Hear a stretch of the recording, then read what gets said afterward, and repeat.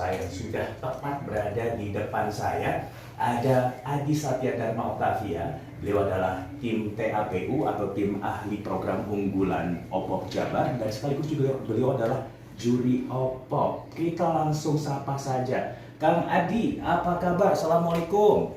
Waalaikumsalam warahmatullahi wabarakatuh, Kang Fajar. Alhamdulillah kabar baik, Kang. Wah, luar biasa. Semangat kayaknya kita hari ini mau ngobrol-ngobrol nih, Kang. Siap. Hari ini kita ngobrol-ngobrol tentang OPOP Go International dan juga Temu Bisnis 2021. Dan juga pendengar kita tidak hanya ada di Bandung saja, tapi juga di Garut, kemudian juga di Kuningan, dan satu lagi di Bekasi, Kang. Oke, berbicara tentang pesantren, kita tahu pesantren kan selama ini identik dengan tempat untuk menimba ilmu, apalagi lebih ke spesifiknya adalah keagamaan, religi, dan lain sebagainya. Tapi sekarang ini kelihatannya pesantren didorong untuk punya bidang lain gitu ya, untuk dikembangkan, itu bidang usaha ya Kang Adi. Betul, Bang. Nah, OPOP ini kan sudah berjalan kalau tidak salah dari 2018 kan? Betul. Nah, sudah 3 tahun berarti? Sudah sih, Kang. 2021 adalah kali ketiga OPOP ini digelar. Ya. Kang, ada yang berubah nggak Kang di 2021 ini? Di Ya. kali ketiganya? Oke, sebelumnya mungkin tadi melengkapi dulu ya. Oke. Dari Kang Fajar tadi menyampaikan, ya betul, memang pemerintah Provinsi Jawa Barat pada dalam hal ini melalui Dinas Koperasi dan Usaha Kecil itu memang kita ingin mendorong pondok pesantren khususnya yang ada di Jawa Barat itu memiliki nilai pemberdayaan, Kang. Oke. Pemberdayaan ini dalam hal ini pemberdayaan bidang ekonomi, pemberdayaan usaha. Jadi ada cita-cita besar dari Bapak Gubernur kita, Bapak Ridwan Kamil, dan juga Bapak Wakil Gubernur, Bapak Haji UU, itu ingin mendorong supaya pondok pesantren ini mandiri, Kang. Sepertinya tujuannya seperti itu. Kemudian lewat program-program yang ditampilkan, yang disediakan dan difasilitasi oleh Dinas UKM Provinsi Jawa Barat, ini kita mengharapkan pondok pesantren memiliki usaha, masing-masing memiliki usaha. Nah, yang berbeda di tahun ini, di tahun ketiga ini kan, jadi kita dari awal tahun kita sudah menyiapkan maksud saya pondok pesantren ini untuk bisa ekspor produk, kan, ke luar gitu ya.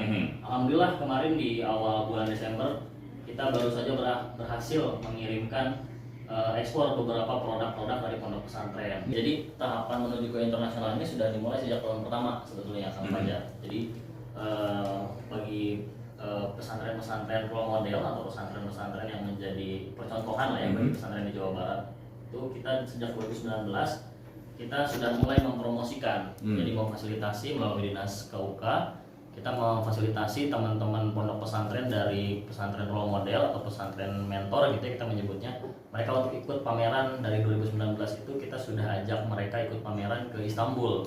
Waktu itu kita di Halal Expo di Istanbul, di Turki. Sudah mereka membawa produknya masing-masing dan juga membawa produk pesantren-pesantren yang ikut pelatihan dan magang di tempat mereka. Ini berbicara tentang Go International, tadi Kang Adi sempat bilang bahwa jengkol hari Senin awal Desember lalu sempat juga akhirnya mengudara lah. Kemana itu perginya si jengkol itu? Kalau boleh dijelaskan Pak Tutu, silakan. Baik, wilujeng siang, selamat siang, assalamualaikum. Jadi jengkol itu kan terbang menindaklanjuti nego-nego yang dilakukan oleh Pak Gubernur sebetulnya ya. Pak Gubernur kan berangkat ke Dubai ya waktu itu, juga menyampaikan beberapa hal terkait dengan potensi-potensi baik UMKM, pariwisata, dan juga program-program unggulan kita ya, salah satunya itu. Kenapa memang di awal juga Pak Gubernur sudah menyampaikan bahwa kenapa bahasanya one pesantren one produk, bahasa Inggris itu tidak bahasa Indonesia. Ya, tujuannya salah satunya adalah itu, gitu kan. Jadi harus go global gitu. Jadi pesantren go global gitu kan. Alhamdulillah kemarin tadi barangkali sudah disampaikan oleh Kang Adi terkait dengan produk-produk yang diekspor perdana. Sebetulnya ini mah sebagai langkah awal saja, sebetulnya tantangan cukup berat ke depan. Tapi insya Allah karena memang kolaborasi kebersamaan kita, apalagi alumni OPOP cukup banyak lah, 2.574 kan bukan hal sedikit gitu kan. Semua punya produk, tidak saja satu pesantren satu produk, tapi juga mereka juga sebetulnya sudah ada beberapa yang mereka mereka olah dan mereka produksi beberapa produk juga. Jadi saya jadi ingat apa yang disampaikan oleh Gubernur pada beberapa waktu yang lalu, memasyarakatkan jengkol dan menjengkolkan masyarakat. Menduniakan jengkol dan menjengkolkan dunia. Ya.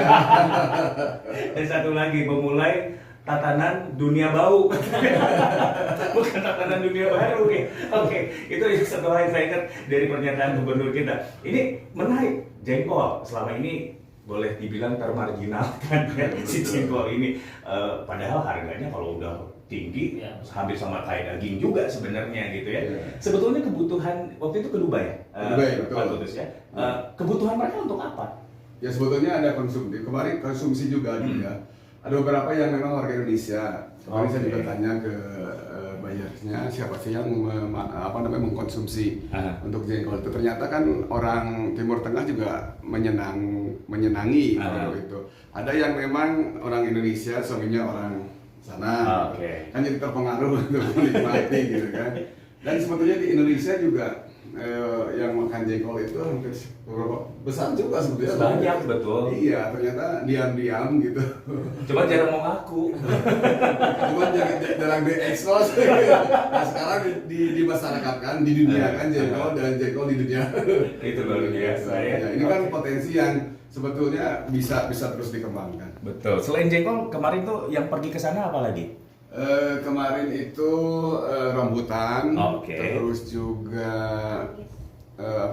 manggis, Oke. sayuran juga. Selain itu juga ada fashion ya, ada peci, ada pakaian muslim dan lain-lain. Itu juga potensi-potensi kita kan juga orientasinya bagaimana menembus pasar dan berdaya saing produknya. Jadi arahnya sebetulnya ke arah sana dan termasuk juga para juri diharapkan juga waktu awal memang langsung menjadi off-taker gitu. Jadi juri-juri yang termasuk Kang Adi juga selain Teh Apon juga mungkin bisa jadi off-taker juga gitu. Kemarin yang jadi permasalahan shipping ya, pengiriman itu kan, alhamdulillah ada mitra ya untuk mempercepat dan alhamdulillah kita bisa satu hari itu bisa sudah sampai gitu. Malah si itunya juga sudah menyampaikan foto-foto hampir ini sudah sampai di sini, sudah diperiksa gitu.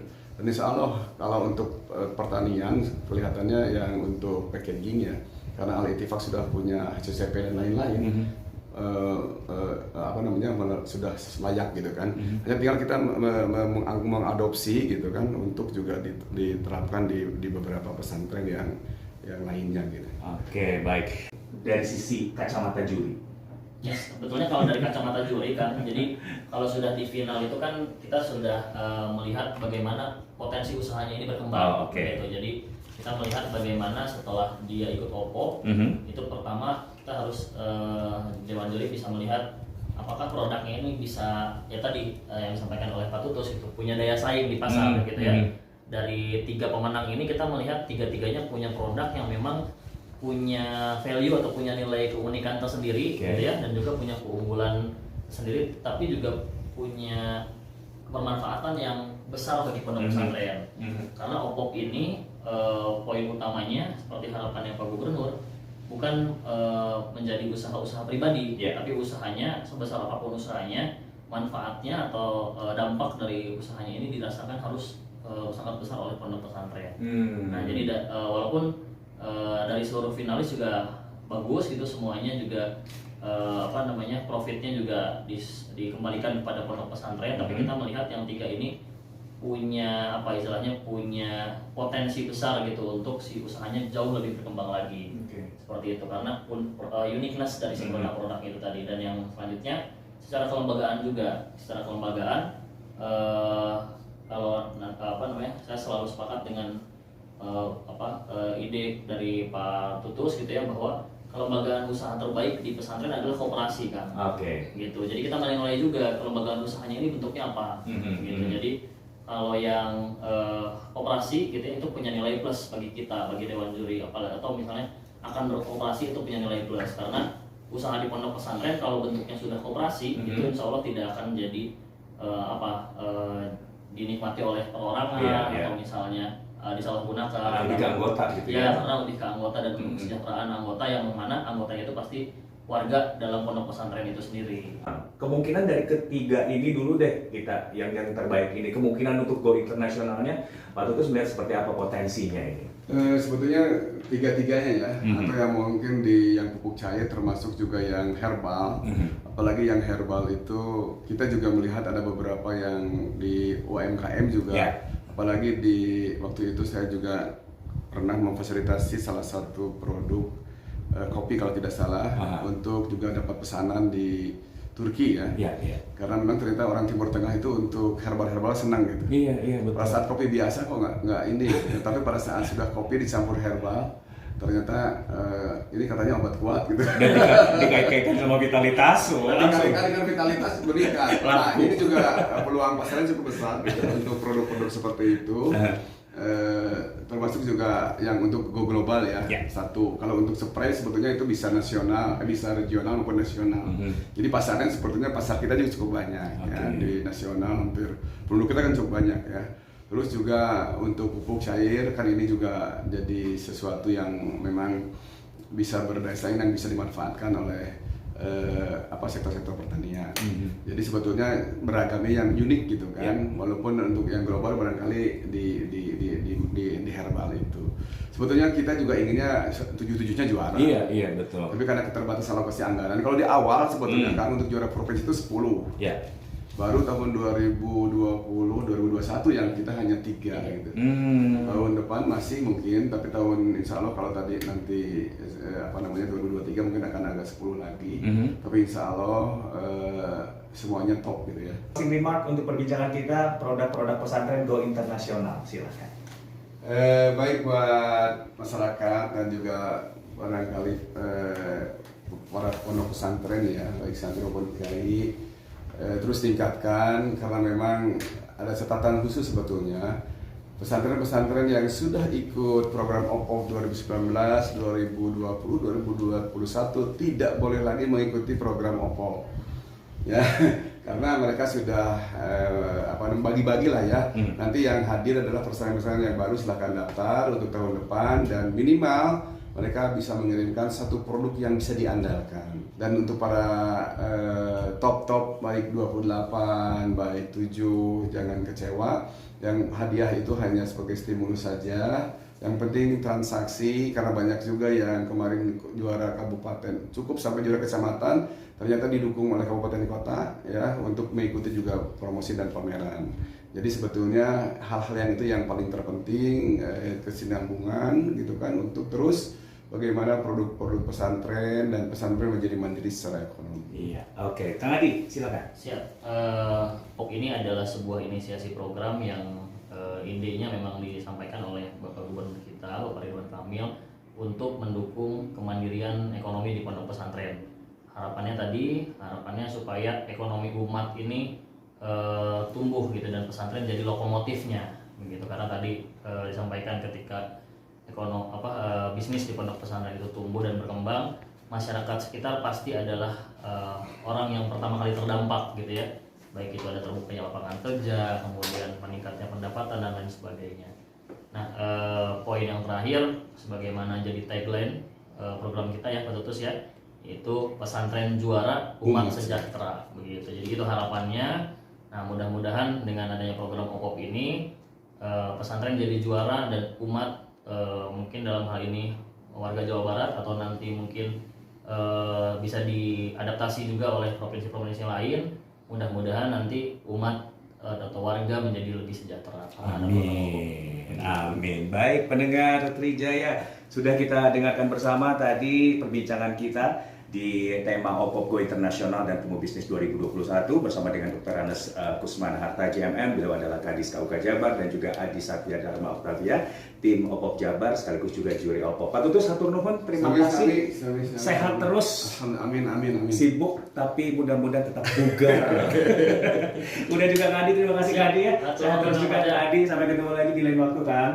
Terima kasih juga untuk Anda pendengar kami di Garut, di Medina FM Garut, kemudian juga di Data FM Bekasi dan juga Pos FM Kuningan, dan tentunya juga di Trijaya FM Bandung. Itu tadi perbincangan kita, dan semoga saja dari perbincangan ini menginspirasi pesantren-pesantren untuk berkembang lebih maju lagi. Tentunya juga kita harapkan pesantren memiliki kemandirian ekonomi, kemudian juga pesantren unggulan muncul di Jawa Barat juga tentunya dengan memiliki produk-produk unggulan. Saya Fajar Wira Subrata dari 91.3 MNC Trija FM Bandung. Kami semua pamit dibantu oleh tim teknik Kemal dan juga Edi. Terima kasih, sampai jumpa.